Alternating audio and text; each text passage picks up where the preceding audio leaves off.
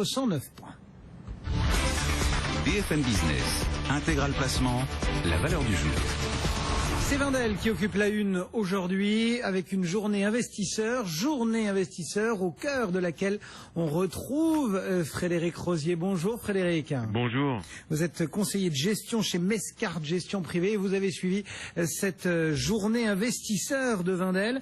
Wendel qui fait aussi l'actualité parce qu'il y a de l'acquisition dans l'air, on va dire. Qu'est-ce qu'on peut penser de ce CSP Technologies? Ça vaut quoi, 360 millions de dollars.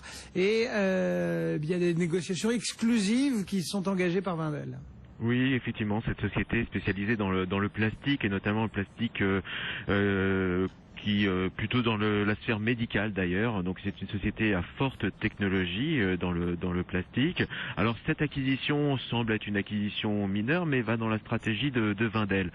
Force est de constater que Wendel, qui au départ était quand même très impliqué dans l'equity coté, on se souvient notamment de sa participation dans Legrand, Stalergen, toujours actionnaire également de Bureau Veritas et Saint-Gobain, cap aujourd'hui est fait sur les acquisitions peut-être de moins grande ampleur, plutôt du private equity, on va dire, de l'action non cotée, et on voit qu'on est dans cette stratégie plutôt de diversification géographique, une volonté réelle d'investir aujourd'hui en Amérique du Nord, en Afrique. Le message est clair aujourd'hui, diversité des investissements en termes de géographie et en termes de secteur d'activité. Et du coup, il faut s'attendre à une poursuite entre guillemets des arbitrages et notamment sur Saint-Gobain. Comment est-ce qu'on doit la regarder désormais, cette participation dans Saint-Gobain?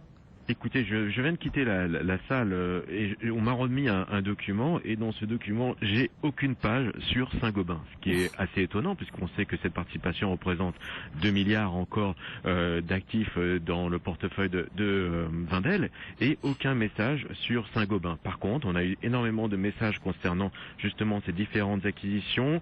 Une très belle société, à mon avis, qui va faire l'actualité, qui s'appelle IHS, qui est spécialisée dans les tours télécom, qui a une forte croissance. Cette acquisition de CSP, mais aucun mot pour l'instant sur Saint-Gobain. Je me demande réellement si Wendel, qui commence déjà à sortir sa participation dans Saint-Gobain, va rester éternellement dans cette société. On est à 95,12 ce matin, en petite progression de 0,12%. Qu'est-ce qu'on peut dire de la valorisation du titre Wendel? Est-ce que la traditionnelle décote de holding est justifiée?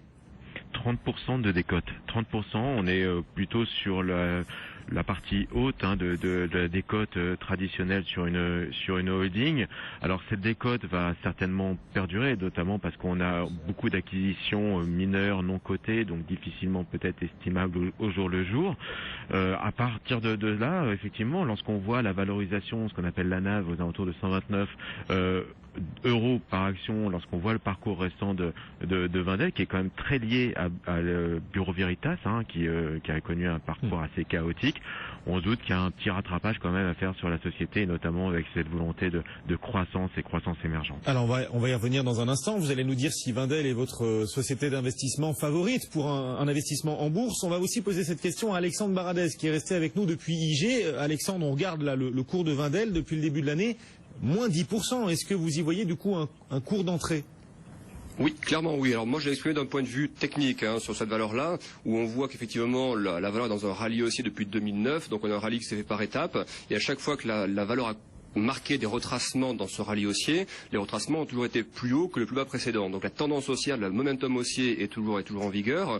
On a des zones techniques à surveiller qui, je pense, vont servir d'objectifs pour les chartistes, même pour les investisseurs, notamment sur les pics qu'on a touchés historiquement sur la valeur. On a une espèce d'oblique baissière qui se met en place sur les tops de 2007 et 2014, et le point de contact théorique technique dessus se trouve dans la zone entre 108 et 110 euros pour le titre. Et je pense que c'est cette zone de prix qu'on va aller chercher. Ça peut un peu consolider entre-temps un petit peu des moyennes mobiles long terme, mais il me semble qu'on a quand même un potentiel toujours aussi sur cette valeur-là. Tant qu'on préserve l'oblique haussière depuis 2009 jusqu'à maintenant, il n'y a pas de raison d'imaginer que le titre décroche complètement par rapport aux fondamentaux qu'on vient de voir à l'instant, et puis surtout par rapport aux éléments techniques qui, moi, me semblent toujours favoriser le momentum haussier. Donc objectif plutôt en cours moyen terme évidemment, mais entre 108 et 110 euros pour la valeur. Voilà pour les objectifs techniques. Fondamentalement, si on fait la synthèse de tout cela, du côté de Mescart, Frédéric, qu'est-ce que ça nous donne comme position sur ce titre?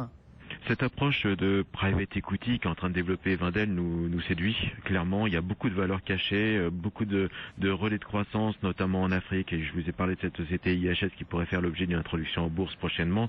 Donc je pense que le potentiel n'est pas épuisé. On a réellement aujourd'hui un rallye peut-être à faire d'ailleurs sur Wendel, et je pense que la sortie de Saint-Gobain, qui me semble quasiment inévitable aujourd'hui, pourrait être un catalyseur.